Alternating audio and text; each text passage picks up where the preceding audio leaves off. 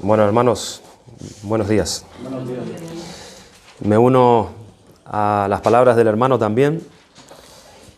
El poder reconocer que sí, que este es un tiempo, en cierta forma, extraño, después de tanto tiempo acostumbrándonos a tener nuestras actividades de adoración en nuestros hogares, pero sí que Dios se encarga, ¿no?, de traer a nuestro corazón el regocijo, la alegría, de poder estar juntos nuevamente en este local, el cual el Señor nos lo dio, para que podamos aquí tener nuestras devociones, nuestras reuniones de adoración a nuestro bendito Padre. Hemos estado en casa durante este tiempo, durante las tardes, considerando en el libro de Primera de Reyes la vida de Salomón. Y hemos estado mirando varias cosas acerca de su corazón, acerca de ese tiempo, el cual en el principio estaba con Dios. En el principio él oraba a Dios, incluso sus oraciones eran escuchadas por Dios. Y cómo este hombre recibía las bendiciones de Dios y los favores de Dios en todos lados. El reino estaba bendecido, su casa estaba bendecida, fuera de sus fronteras había bendiciones, había paz, había prosperidad, había riquezas. Dios estaba derramando sobre el pueblo de Israel, a causa de este hombre, muchos de sus favores. Pero luego también hemos considerado cómo movimientos de su corazón, deseos engañosos de su corazón, fueron llevando a Salomón poco a poco a un estado de apostasía, donde lo vemos en el capítulo 11, él desechando a Dios y rindiendo culto y rindiendo adoración a los dioses, cual cosa Dios se desagradó y Dios muestra allí su indignación y lo desecha. Habíamos hablado también que una de las preguntas una de las preguntas que se ha levantado siempre en cuestión a la vida de Salomón era acerca de su salvación. Si Salomón realmente había sido un hombre salvo o no había sido un hombre salvo. En donde hay buenos comentaristas que, basados en la Escritura, definen que su salvación no ha llegado, y otros definen que sí, también basado en la Escritura. Pero no es un tema que nosotros ahondaremos, y cada uno tendrá su opinión según el entendimiento que Dios da en su palabra. Pero sí nos hemos dedicado a aprender cosas por medio de la vida de este hombre. Enseñanzas realmente básicas y importantes para el creyente, de cómo debe guardar su corazón, por ejemplo, cómo éste debe tomar decisiones correctas para no encontrarse en algún momento de su vida en calamidad o en dificultad o en pérdidas, ¿no? Pero hoy yo quisiera que nosotros podamos traer, también con todo ese pensamiento, no vamos a estar considerando en sí mismo el capítulo del primer libro de Reyes, sino que yo quisiera que podamos ahondar en la obra del diablo, en la obra de Satanás, conforme a esa vida que tuvo él. Recuerden que él fue movido a deseos sexuales, él fue movido a deseos de riqueza, él fue movido a tener gloria ante los hombres, él fue movido a agradar más a los hombres que a Dios.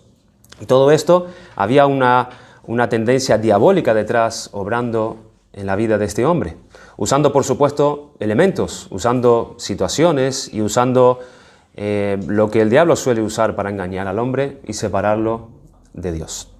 Así que yo quisiera que nos centremos un poco en esta obra, en la obra de Satanás. Y yo tomaré como guía el libro de John Owen acerca de la tentación. Algunos puntos importantes que podamos nosotros como encabezados, y dar algunas ilustraciones y algunos ejemplos de cómo nosotros debemos guardarnos, debemos velar para que nosotros no caigamos en tentaciones y nuestras vidas terminen en fracaso. Así que es una guía práctica para recordar cuando la tentación viene hacia nosotros, para que nosotros podamos saber cómo resistir el poder y los propósitos de esa tentación. Porque los creyentes, o sea, los discípulos de Cristo, se pueden sentir confiados aún cuando el peligro puede estar a la vuelta de la esquina. ¿Cuándo pueden ser, o cuándo nosotros nos alertamos más o nos guardamos más? ¿De qué cosas de aquellas cosas que pueden ser más vergonzosas, aquellas cosas que visiblemente nos lleven ante la vista de los hombres a caer en esos pecados. Y esas tentaciones son las que nos guardamos comúnmente. Pero solemos descuidar aquellas pequeñas tentaciones que son las que poco a poco nos van llevando a un estado que luego lamentamos. Y esas tentaciones están constantemente.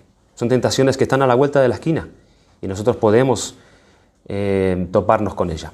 Fue entonces cuando nosotros leemos que el Señor dio esta advertencia a sus discípulos. Y Él dijo, velad y orad para que no entréis en tentación. Fue una orden de parte del Señor. Fue un mandato para sus discípulos. Ellos debían hacer esta actividad para que ellos no entraran en tentación. Esta es una escritura que está en Mateo 26, 41, Marcos 14, 38 y Lucas 22, 46. Velad y orad para que no entréis en tentación. Vamos a orar y pedir la ayuda del Señor para que bendiga este tiempo. Dios nuestro, Señor, nosotros venimos a ti agradecidos porque, como siempre, tú eres un Dios fiel y eres un Dios, el Dios del pacto, que no has abandonado a tu pueblo, no los has desechado para siempre, sino que tus ojos están fijos en aquellos a los cuales tú escogiste y a aquellos a los cuales tú te has comprometido transformarlos a la imagen de Cristo. Y vemos esa fidelidad, oh Dios, una vez más en esta mañana, teniendo tu palabra y tu enseñanza y tu dirección delante de nosotros. Y te agradecemos por ella, Señor. Y queremos rogarte que en nuestra debilidad y en nuestra dureza de corazón, tú por medio de tu Espíritu nos ayudes a que nosotros podamos ser oidores y podamos recibir tu palabra con gozo, con alegría, y a la exhortación que llegue hasta nosotros en esta mañana, que viene de ti, nosotros podamos ser enriquecidos y podemos ser librados de aquellas cosas que nos alejan de ti. Padre, obra en medio de tu pueblo en esta mañana. Por medio de tu palabra te lo rogamos. En Cristo Jesús. Amén. Amén.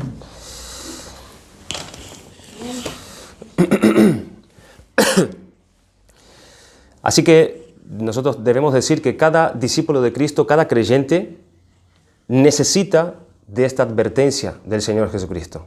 Esta advertencia de velad y orad para que no entréis en tentación. ¿Y cuándo la necesitan? La necesitan día tras día, en cada momento.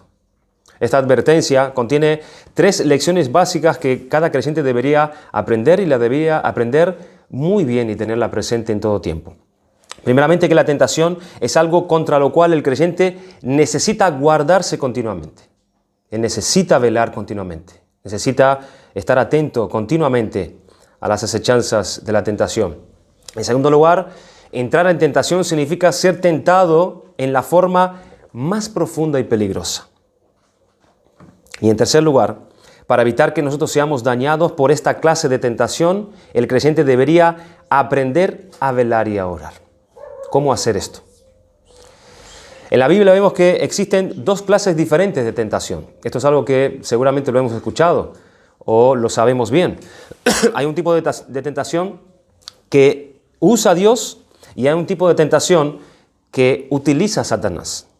La tentación es como un cuchillo.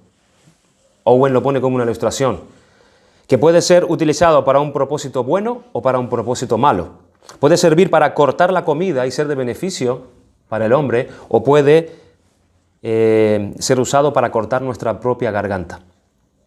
Hablemos primero de las clases de tentación que usa Dios, que no van a ser las que nos vamos a centrar, pero sí es importante mencionarlas, sino que vamos a centrarnos en las tentaciones de Satanás para que nosotros cumplamos o podamos llevar en obediencia a esta exhortación de Cristo de velar y orar para que no entremos en tentación.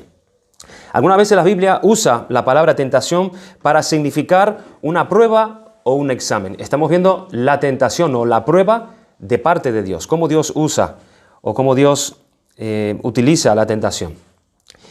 Vean, por ejemplo, que la versión antigua traduce a la traducción de Santiago 1:2 como diversas tentaciones, es la versión antigua. Y la versión de la Reina Valera de 1960, que solemos utilizar, traduce la misma frase como diversas pruebas.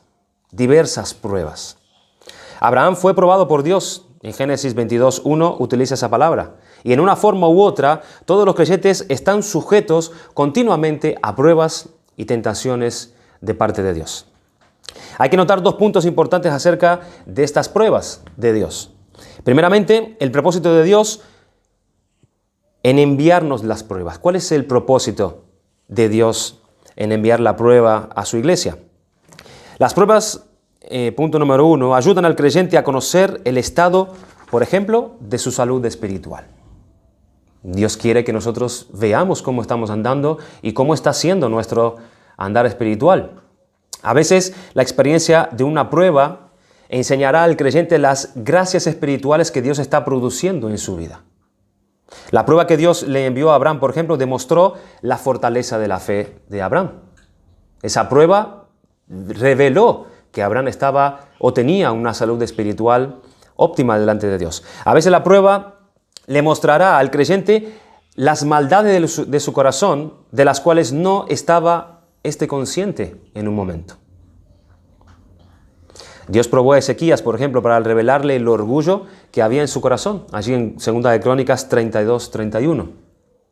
A veces los creyentes necesitan ser animados viendo las gracias espirituales de Dios, esas gracias que Dios está obrando en la vida de Él. Y por medio de las pruebas, Dios nos hace ver que Él es abundante en gracia para con nosotros. A veces los creyentes necesitan ser humillados, aprendiendo acerca de la maldad oculta que hay en sus corazones. Dios cumple ambos propósitos a través del uso de las pruebas y lo hace de una manera siempre adecuada, siempre. En segundo lugar, las pruebas ayudan al creyente a conocer más a Dios. Eso es lo que más deseamos nosotros, ¿no? Conocer más a Dios. Y las pruebas Dios las usa para este fin tan glorioso. Solamente Dios puede guardar el corazón del creyente de caer en el pecado.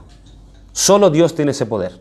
Dios manda la prueba y es Dios el que guarda o deja que el creyente caiga para cumplir su propósito, para mostrarle cosas o para darse a conocer a sí mismo, como mencionamos recién.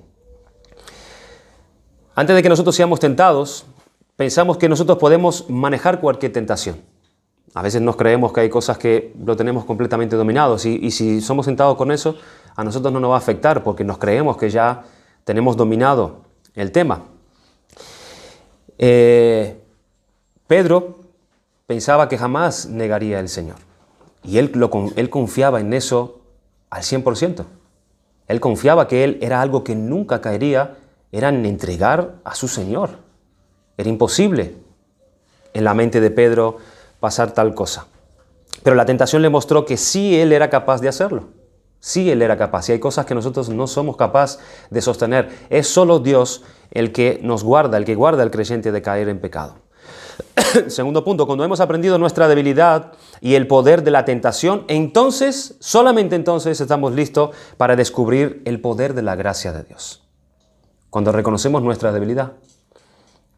Esta es la gran lección en que el apóstol Pablo fue enseñado por medio de su aguijón en la carne. Allí en 2 de Corintios, capítulo 12, versículos del 7 al 10.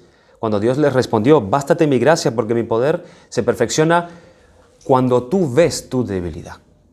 A eso es lo que apunta el pasaje.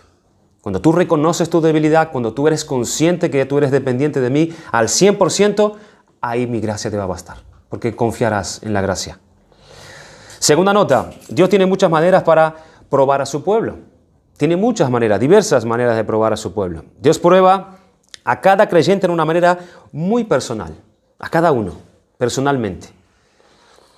Demos 3 ejemplos de los métodos que Dios usa en ocasiones para probar a su pueblo. Primero, los prueba encomendándoles deberes que sobrepasan sus recursos. Nosotros tenemos deberes y viene Dios y parece que nos sube el nivel de la demanda de esos deberes.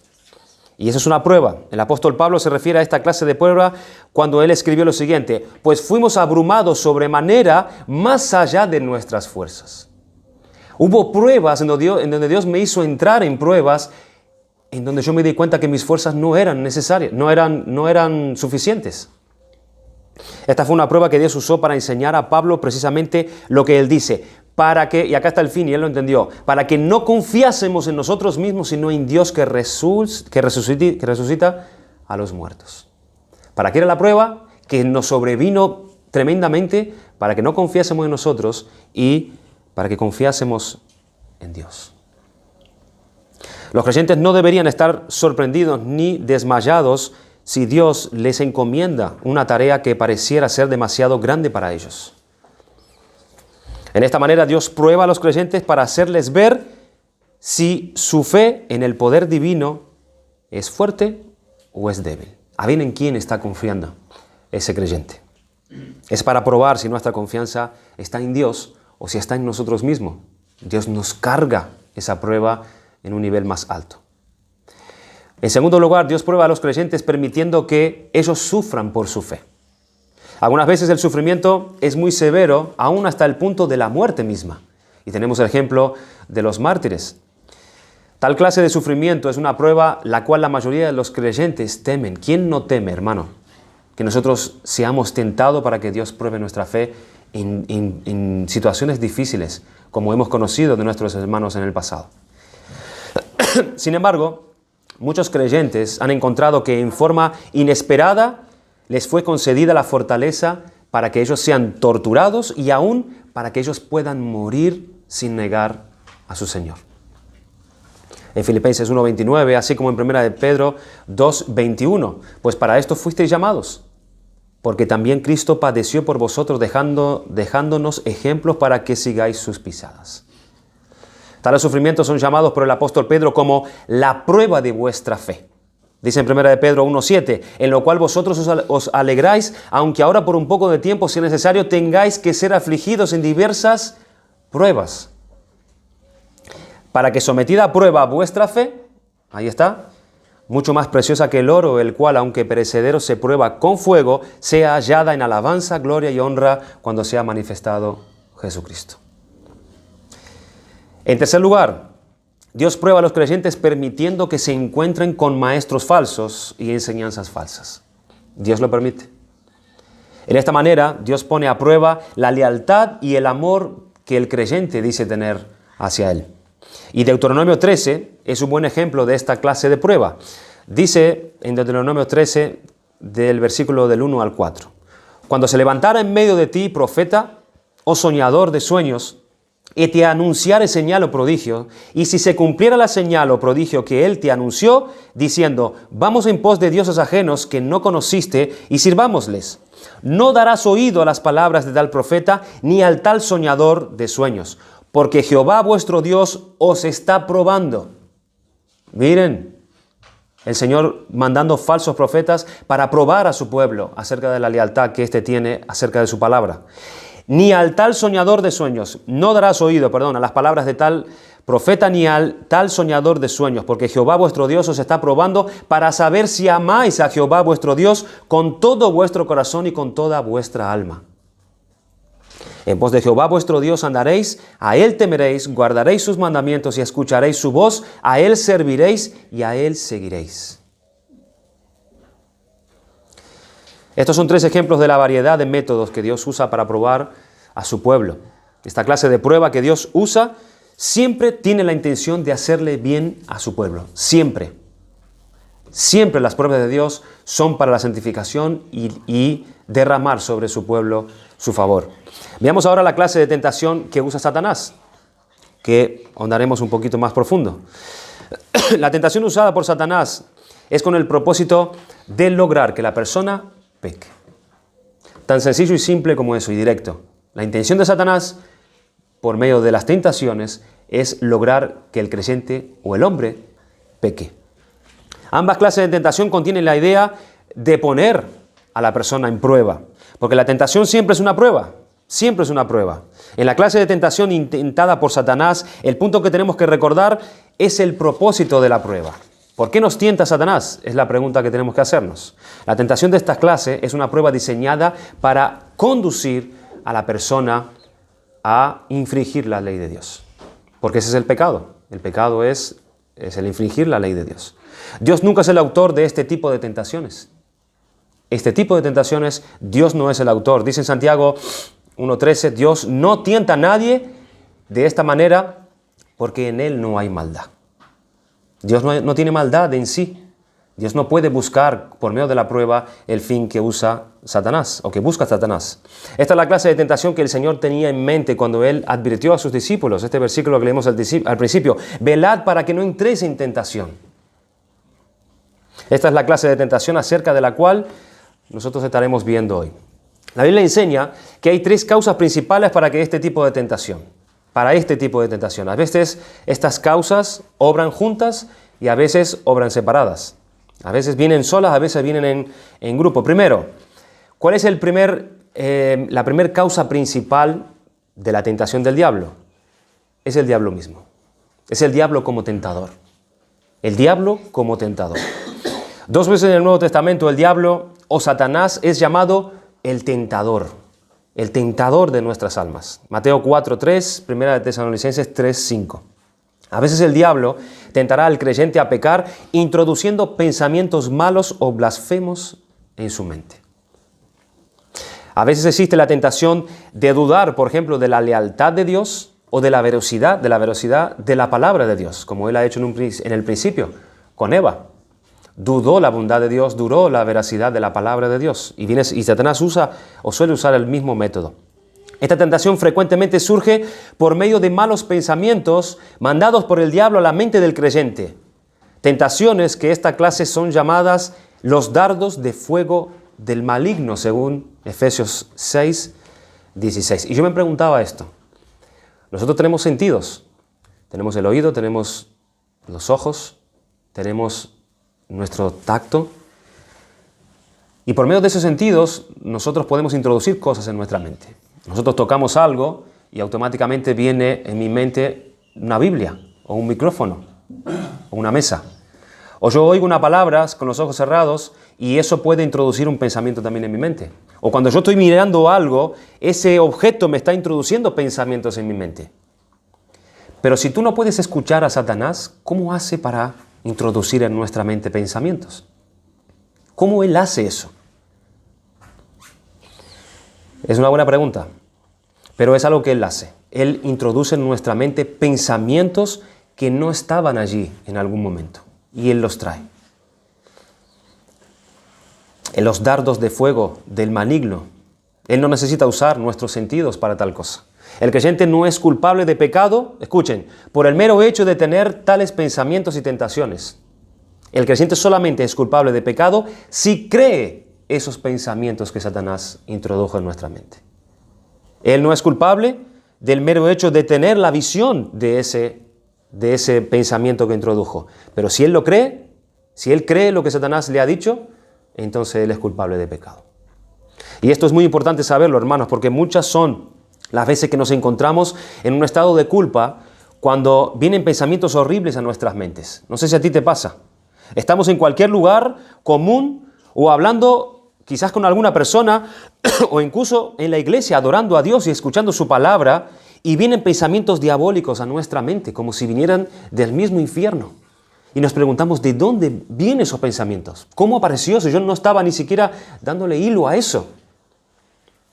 Y creemos que hemos pecado con el simple hecho de divisar esos pensamientos en nuestras mentes.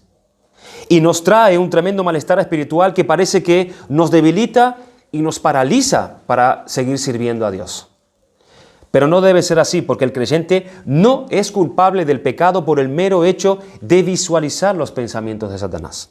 El creyente solamente es culpable de pecado si él cree los pensamientos que Satanás trae a su mente. Esto es algo que tenemos que tener en cuenta, porque creer o traer culpa, carga de culpa a nosotros, solamente por ver eso que apareció en nuestra mente, eso es algo que nos va a hundir o nos puede paralizar para poder servir al Señor. Y tenemos que saber diferenciar eso cuando es de Satanás y desechar eso y no creer en eso. Charles Spurgeon comentó acerca de este tipo de pensamiento lo siguiente. Él dijo, nosotros no podemos impedir que los pájaros vuelen sobre nuestras cabezas, pero sí podemos impedir que aniden sobre ellas. El creyente solamente es culpable de pecado si cree los pensamientos de Satanás. Hay una interesante porción del relato de John Bunyan en su conocido libro El progreso del peregrino, cuando leemos cómo Cristiano y su compañero de camino llamado Fiel, cómo este último le relata parte de lo que él ha vivido durante el camino que él transitaba antes de encontrarse con un cristiano. Y él está allí contando cómo él escapó de grandes tentaciones que se le presentaron en el camino. Y él dice lo siguiente: la primera fue una mujer llamada sensualidad. Pero encontré a una tal sensualidad de quien estuve a punto de recibir gran daño. Dichoso tú que te escapaste de sus lazos, le dijo Cristiano. Por ella se vio José en grande apuro y de ella se libró. Como tú lo has hecho, pero no sin gran peligro de su vida. ¿Y qué fue lo que te hizo? A no haberla oído uno mismo, no parece figurarse cuán lisonjera es su lengua. Me estrechó mucho para desviarme del camino, prometiéndome toda clase de placeres. Da gracias a Dios que te ha librado de ella. Aquel contra quien Jehová estuviere airado, caerá en su cima. Y Fiel contesta: la verdad, no sé si de todo me libré, pero seguramente no consentiste a sus deseos, le dijo Cristiano. Y Fiel le contestó: no, hasta contaminarme no, porque tuve presente un antiguo escrito que había visto que decía: sus pies descienden a la muerte. Así cerré mis ojos para no ser hechizado con sus miradas. Entonces me injurió con sus palabras y seguí mi camino. Allí estaba Fiel tratando de no oír y no recibir las palabras de esta tentación. Cristiano le vuelve a preguntar: ¿no entraste en alguna otra tentación? Cuando llegué al pie del collado de dificultad me encontré con un hombre muy anciano que me preguntó mi nombre y mi dirección, y cuando se lo hube dicho me añadió: me pareces un joven honrado, ¿quieres quedarte a mi servicio en la seguridad de que has de ser bien pagado? Entonces le pregunté su nombre y dónde vivía. Me dijo que su nombre era Adán I y que moraba en la ciudad del engaño. Le pregunté cuál era su trabajo y cuál el salario que me había de dar. Y me respondió: mi trabajo es muchas delicias y tu salario ser al fin mi heredero. Le pregunté de nuevo sobre el mantenimiento que daba y qué otros servicios tenía, a lo que me contestó que en su casa había toda especie de regalos de este mundo y que sus siervos eran los que él mismo engendraba. Volví entonces a preguntar cuántos hijos tenía. Solo tengo 3, me dijo. Concupiscencia de la carne, 3 hijas. Concupiscencia de la carne, concupiscencia de los ojos y soberbia de la vida. Y que me casaría con ellas si yo así lo deseara. Bien, ¿y en qué quedaste por fin? Escuchen la respuesta de Fiel. Al principio me sentí un tanto inclinado a creerle y a ir con él, porque me parecía que hablaba con sinceridad, pero fijándome en su frente vi un letrero que decía: despojaos del viejo hombre que está viciado conforme a los deseos engañosos. Fiel en medio de su tentación, él dijo esas palabras: al principio me sentí un tanto inclinado a creerle y a ir con él. El creyente no es culpable, hermanos, de pecado con el mismo hecho de que él divise sus pensamientos y esas tentaciones en su mente. El creyente es solamente culpable, repito, de creer en esos pensamientos. Allí él es culpable de pecado. Fiel fue tentado en creer esos pensamientos. Y nosotros podemos dar numerosos ejemplos. Por ejemplo, una persona creyente que es tentada a robar algo de su trabajo. Porque esta persona escuchó en su mente las palabras siguientes quizás: si en definitiva nos pagan una miseria. Y ellos se están enriqueciendo a costas de nosotros. Y además hay tanto material que si yo me llevo este tanto por semana, al final nadie lo notará. Son pensamientos allí metidos. Además, yo creo que yo me lo merezco porque yo soy el que más trabaja en esta empresa. Entonces, cuando la pasión ha concebido, cuando la persona ha creído la voz del tentador, da luz al pecado. Otro ejemplo, un marido creyente. Él llega a su casa cansado, pero ahora a él le toca lidiar con sus hijos, le toca lidiar con su esposa, le toca servir en su casa, atender a la esposa en sus necesidades, y escucha las palabras en su mente: he trabajado todo el día. Creo que toca ahora que me sirvan a mí. Me tiraré en el sofá a tomarme algo y a mirar un poco las noticias y a mirar los deportes que tanto me gusta. Es más, estoy tan cansado que yo creo que hoy no tendremos reunión familiar, porque estoy agotado. Y yo creo que me lo merezco al fin. Entonces, cuando la pasión ha concebido, cuando la persona ha creído la voz del tentador, da a luz el pecado. Un ejemplo más, un adolescente. que es tentado a rebelarse contra sus padres. Y él escucha la voz del tentador en su mente decirle, ¿por qué tienen que seguir restringiéndome a mí en todas estas cosas? ¿Por qué? ¿Por qué tienen que seguir poniéndome barreras a mi libertad? Al fin, ¿soy yo en esta casa como un sirviente de todos? Estas normas no son definitivamente para mí. Estoy perdiendo gran parte de mi juventud esclavizado en esta tiranía de familia. Además, yo creo que ya tengo suficiente edad para tomarme mis propias decisiones y de valerme por mí mismo. Y merezco que en esta casa me traten de igual a igual. Entonces, cuando la pasión ha concebido, cuando el muchacho ha creído la voz del tentador, da a luz el pecado. ¿Ven cómo obra Satanás? Trayendo pensamientos que tú luego lo crees y pecas contra Dios. Es el primer elemento, Satanás mismo haciendo la obra. El segundo elemento que usa Satanás, el mundo. El mundo, ya hemos mencionado algo acerca del mundo el domingo pasado. E incluso la gente del mundo usa Satanás para tentarnos. ¿Cómo pesca el pescador que lo hace con caña? José es un aficionado de la pesca. El pescador usa como anzuelo un gusano sabroso para poder atraer al pez. Es su método. De la misma forma, a menudo el diablo usa el anzuelo de alguna atracción del mundo para persuadir a esa persona para que peque.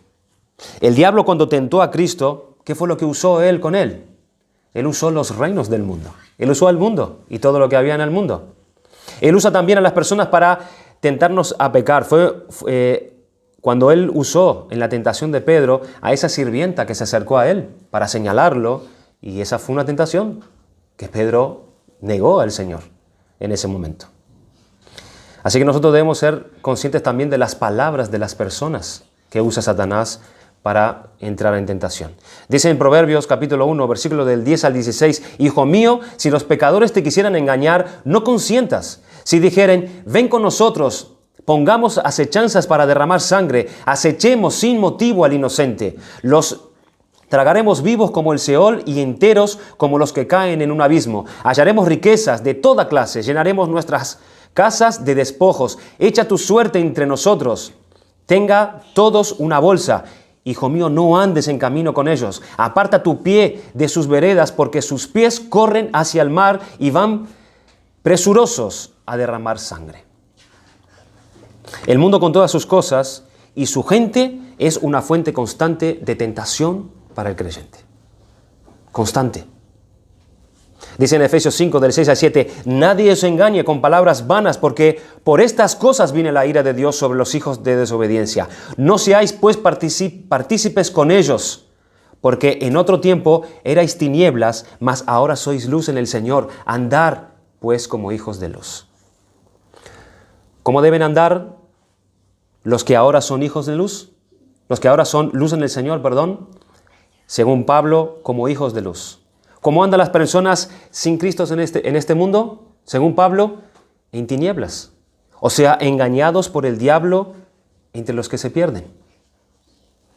Segunda de Corintios 4, 3, 4. Pero si nuestro evangelio está aún encubierto, entre los que se pierden está encubierto, en los cuales el Dios de este siglo cegó el entendimiento de los incrédulos para que no les resplandezca la luz del evangelio de la gloria de Cristo, el cual es la imagen de Dios. Satanás es el Dios de este siglo, el Dios de este mundo. Y el mundo con todas sus cosas y su gente es una fuente constante de tentación para los hijos de Dios, para los creyentes. Un cristiano es la persona que ha recibido a Cristo como su Salvador. Y está en el camino estrecho que los lleva al cielo. Y esto es maravilloso, pero el camino que lleva al cielo no es tan fácil, no será tan fácil. Tenemos tres enemigos terribles que enfrentar mientras estemos aquí. Uno es el diablo, como vimos al principio, uno es el mundo y el otro es nuestra propia carne. La Biblia usa la palabra mundo en tres maneras. Se puede referir a la tierra a la cual Dios creó. Dice el Señor, en el principio Dios creó los cielos y la tierra, pero está claro que la tierra no es nuestro enemigo, ¿verdad? No se refiere a eso. En segundo lugar, se puede referir a la gente misma. Dice en Juan 3:16 que de tal manera Dios amó al mundo que ha entregado a su Hijo unigénito. Pero las personas tampoco son nuestro enemigo. Es más, la Biblia nos enseña que debemos amar a las personas. Y un tercer uso de estas palabras es encontrado en 1 de Juan, capítulo 2, versículo 15, donde el creyente es advertido en lo siguiente: no améis al mundo ni las cosas que están en el mundo. Si alguno ama al mundo, el amor del Padre no está en él. Aquí el mundo se refiere a ese sistema mundial de Satanás. Ese es nuestro enemigo, cuando dice que nosotros no debemos amar al mundo. A esto nos referimos cuando decimos mundo. ¿Qué es el sistema mundial de Satanás? En el principio, hermanos, Dios colocó a Adán a cargo del mundo. Dios le dio esa encomienda a Adán y lo puso a él como cabeza en la creación, para que él se encargara del mundo, para que él cosechara la tierra, para que él cuidara, para que él sojuzgara, para que él liderara, para que él sacara el provecho de la tierra. Dios le dio esa encomienda a él era el encargado. Pero Adán decidió rebelarse contra Dios. Y cuando él hizo eso, Adán se puso del lado de Satanás y automáticamente él quedó bajo el servicio de Satanás y bajo las órdenes de él. Es como si el liderazgo del mundo pasara de las manos de Satanás, de las manos de Adán, a las manos de Satanás. Y Adán llevó a toda la raza humana al reino de Satanás y bajo su autoridad. Satanás permite que la gente esté a cargo de cosas en este mundo, por ejemplo. Por él mismo es quien realmente está controlado el mundo. Bajo la soberanía de Dios, por supuesto, pero él tiene un control al fin, dado por Dios. La Biblia lo llama el Dios de este mundo. Aunque Satanás tenía la raza en su reino, él todavía tenía que mantener a las personas allí en su reino. Y decimos mantener porque había una vía de escape para el hombre. Había una vía de escape. Aquellos que creen y ponen su confianza en Jesús escapan del reino de Satanás. Escapan de ese sistema. Pero como a Satanás no le gusta esto, él tiene ideado un gran plan en este mundo, un gran sistema.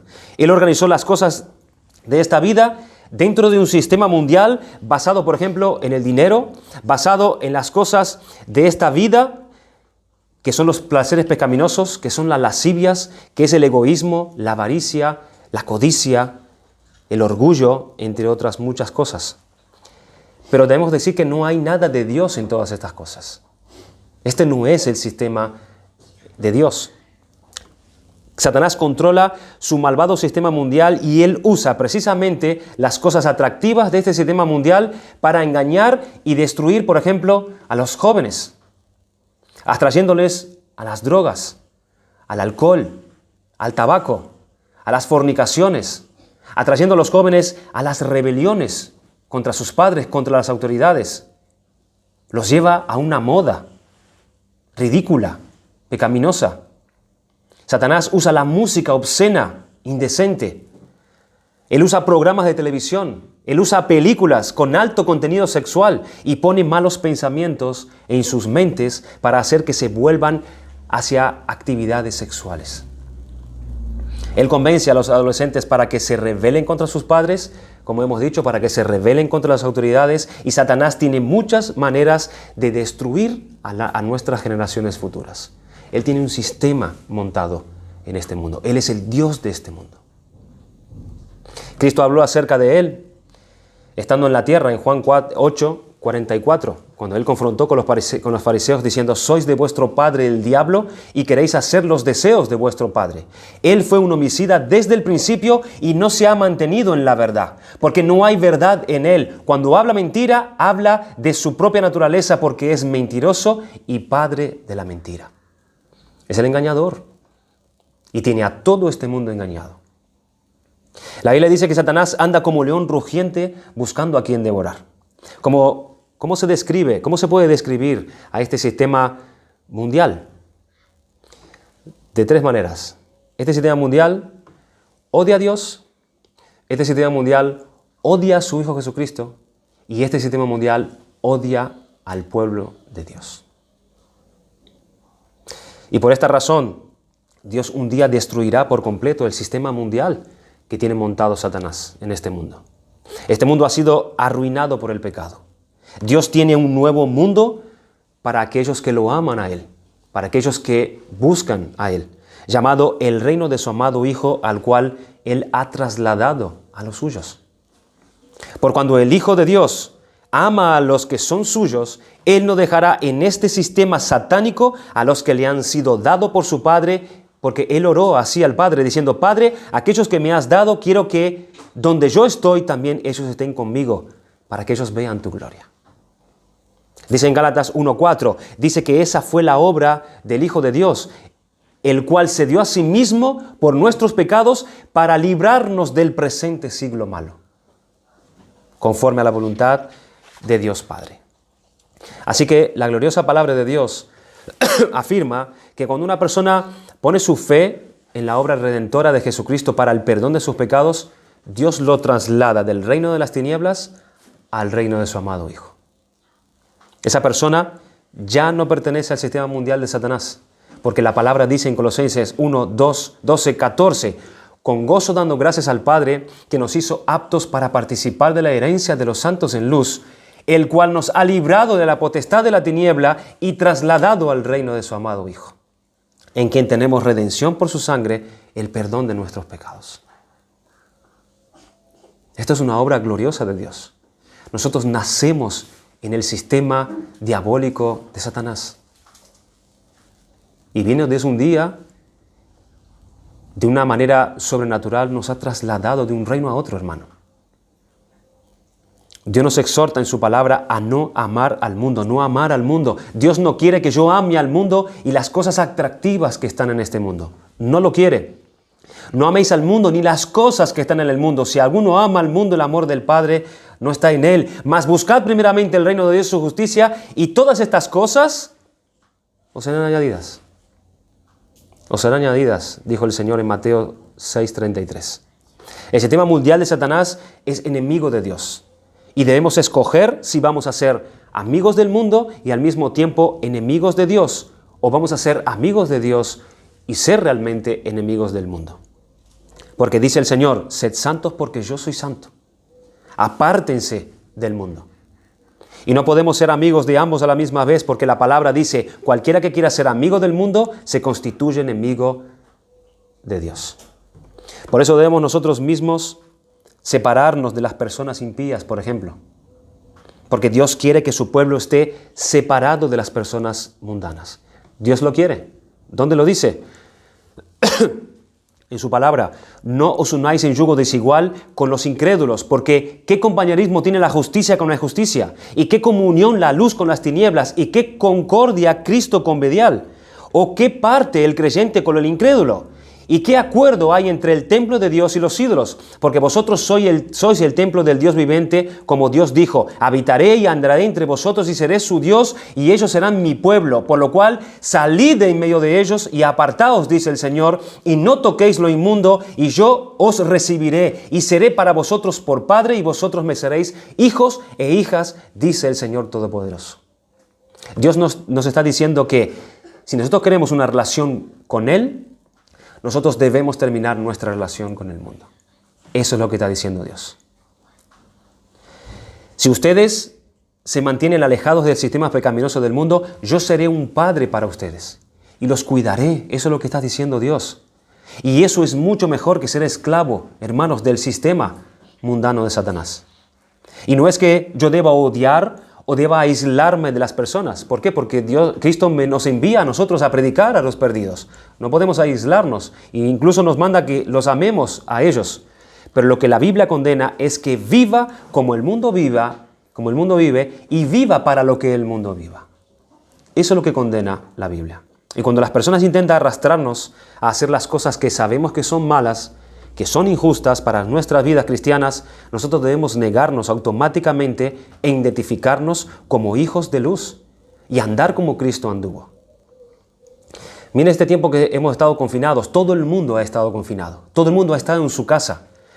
Aquellos que están en el reino del Señor, de Cristo, ¿cuáles eran sus deseos mayores mientras estaban en ese confinamiento? Es lo que estamos haciendo aquí hoy. Es congregarnos nuevamente. Es estar con los santos nuevamente en comunión. Es venir a adorar a Dios, es estar en nuestras prácticas cristianas, en aquellas cosas que Dios nos mandó en esta tierra. Ese era nuestro deseo al salir de nuestros hogares. Pero ¿cuál era el deseo del mundo?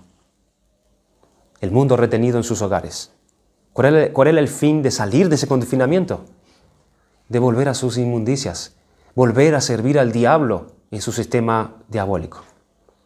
Volver a la carnalidad, volver a las inmundicias, volver a lo que no le agrada a Dios.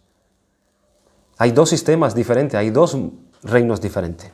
Debemos tener siempre presente que Satanás es el gobernador invisible del sistema de este mundo que odia a Dios, que odia al Hijo de Dios y que odia al pueblo de Dios.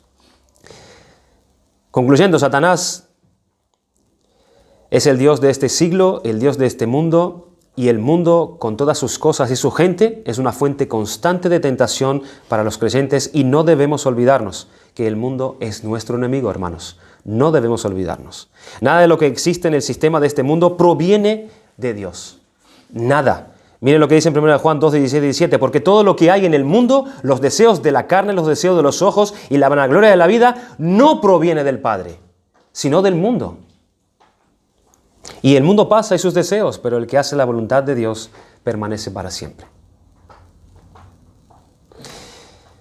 El diablo y sus maquinaciones en nuestra mente, el mundo y todo lo que está en el mundo, las cosas del mundo, incluso el individuo, y en tercer lugar y más corto, la carne. La carne, los deseos egoístas, es un instrumento en la mano de Satanás para tentarnos. A veces el diablo obra a través de los deseos egoístas para tentar a la persona. El diablo tentó a Judas a traicionar a Jesús usando tanto la ayuda del mundo, o sea, los fariseos y el dinero, esas 30 monedas de plata, como la naturaleza codiciosa de Judas mismo. Judas, después de ver el carísimo perfume que fue derramado en los pies de Jesús por María, la hermana de Lázaro, él dijo lo siguiente: ¿por qué no fue este perfume vendido por 300 denarios y dado a los pobres? Pero dijo esto no porque se cuidara de los pobres, sino porque era ladrón, y teniendo la bolsa, sustraía de lo que se echaba en ella. Judas era un ladrón, y el diablo lo sabía, y lo tentó con eso. Lo tentó con su concupiscencia, con su mal deseo. En las palabras de Santiago dice: cada uno es tentado cuando de su propia concupiscencia es traído y seducido. Tienes que quedarte con esas dos palabras. Cada uno es tentado con su propia concupiscencia. El otro día mi vecino me vino a traer unos pescados que él cogió en el mar, y el pescado es una clase de pez que les llaman aquí viejas. Y él me comentaba cómo pescar ese tipo de pescado, cómo sacarlos del agua. Y el sistema es con unos cangrejitos pequeñitos, que se pesca esa clase de pez. A otros peces se utiliza otro tipo de carnada, pero con ese pescado, esa clase de pez. Cada uno es tentado por su propia concupiscencia. El deseo de ese pescadito es caracolito, es cangrejito. El deseo de otro es otra carnada. Así igual nosotros. El diablo sabe perfectamente con qué tentarte a ti como tentarme a mí. Porque él conoce tus concupiscencias y él conoce también las mías. Cada uno, dice él, es tentado. Pero debemos decir también que algunas personas tratan de excusarse de su pecado diciendo lo siguiente: el demonio me hizo hacerlo. Es culpa del diablo, no es culpa mía. Pero esta excusa no sirve, ya que el hombre mismo es responsable de su propio pecado. Incluso suelen echarle la culpa también a Dios mismo, como lo suele hacer mi compañero de trabajo cuando escucha el Evangelio una y otra vez. Le echa la culpa a Dios. ¿Por qué Dios me hizo nacer? Yo no pedí nacer. Yo estoy aquí y estoy como estoy y no es culpa mía. Yo no pedí estar aquí. Es culpa de Dios. O le echamos la culpa al pecado de otra persona también. Pecamos contra nuestra esposa y le echo la culpa al pecado de mi esposa o al pecado de otro, o así. La tentación es universal. Ninguna persona escapa a su confrontación con ella. Ninguna. Dice Santiago que cada uno es tentado cuando es arrastrado y seducido por su propio mal deseo. Santiago utiliza también una ilustración tomada del mundo de la pesca. El pez ve la carnada y él se ve tentado a morder esa carnada. Cuando dicho pez toma la carnada, repentinamente es arrastrado. ¿Cómo hace el pescador cuando siente el tirón? Es arrastrado automáticamente. Y paga con su vida su inocencia y su ignorancia. Pero el hombre no puede alegar inocencia e ignorancia como ese pez. Así lo señala específicamente Santiago. Cada uno es tentado por su propio mal. Por su propio mal. Y este mal, deseo, priva al hombre de cualquier excusa o intención de colocar la culpa a alguien o a algo fuera de sí mismo. Con lo que Satanás me va a tentar a mí, seguramente no te va a tentar a ti. Porque con eso él no tiene ventaja contigo. Aquello que él te tienta a ti no lo va a lograr conmigo porque eso a mí no me atrae y él lo sabe. Cada uno es tentado con su propio mal. Dice en efecto que la causa reside en nosotros mismos. Notemos que Santiago habla del propio deseo. Nuestros deseos nos llevan a la tentación y si no estamos controlados por el Espíritu de Dios, nos llevan al pecado. Nos llevan al pecado. El diablo sabe perfectamente con qué tentarte a ti como a mí, porque conoce tus malos deseos y conoce también los míos. ¿Y cómo lo sabe, hermano, eso? Porque en el pasado nosotros le servíamos a él. Tú y yo le servíamos a Satanás en el pasado. Pablo le dijo a los creyentes de Éfeso que ahora sois hijos de luz, pero en otro tiempo, ¿qué eran? Eran tinieblas. Eran tinieblas. En Efesios 2, 1 al 3 dice, y Él os dio vida a vosotros cuando estabas muertos en vuestros delitos y pecados, en las cuales anduvisteis en otro tiempo, ¿haciendo qué? Siguiendo la corriente de este mundo. Conforme al príncipe de la potestad del aire, el espíritu que ahora opera en los hijos de desobediencia, entre los cuales también todos nosotros vivimos en otro tiempo, en los deseos de nuestra carne, haciendo la voluntad de la carne y de los pensamientos, y éramos por naturaleza hijos de ira, lo mismo que todo el resto de la humanidad. Lo mismo que los demás. Hermanos, el diablo tiene en su oficina el informe completo y absolutamente de todos nuestros deseos carnales y pecaminosos. Él lo tiene y lo sabe. No debemos olvidarnos que antes éramos servidores suyos y servidores a la carne y al pecado. Él sabe perfectamente cómo tentarte a mí y cómo tentarte a ti. Por lo tanto, velad para que no entréis en tentación. La clase de tentación usada por el diablo es siempre un intento de persuadir de alguna forma a la persona a pecar. Tales tentaciones tienen como su meta principal persuadir a la persona a que ésta, por ejemplo, por el descuido de algún deber que Dios le fía encomendado. El ejemplo de los pastores, por ejemplo. Los pastores tienen una gran tarea. Hay una gran encomienda de parte de Dios. Y el diablo sabe eso. Aquellos que predican su palabra tienen una importante tarea y difícil. Y el diablo sabe eso. Y el diablo va a ir a hacer su obra y a tentar a esos para destruir. Hermanos, ¿cuántos deberes y obligaciones tienen los miembros de una iglesia? Ustedes también. ¿Cuántos deberes tienen y obligaciones tienen con la iglesia?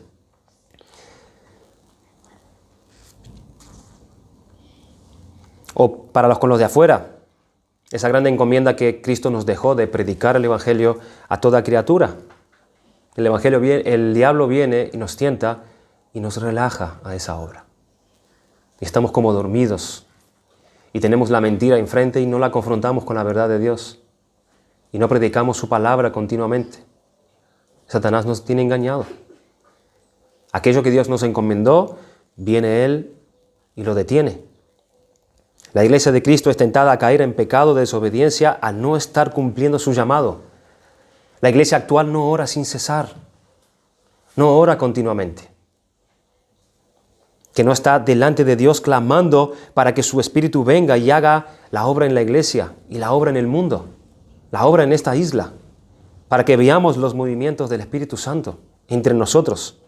Pregunta, ¿qué mentira tú has creído de parte de Satanás que te tiene paralizado, hermano, a cumplir aquellas obligaciones y los deberes que Dios tiene para contigo como miembro del cuerpo de Cristo?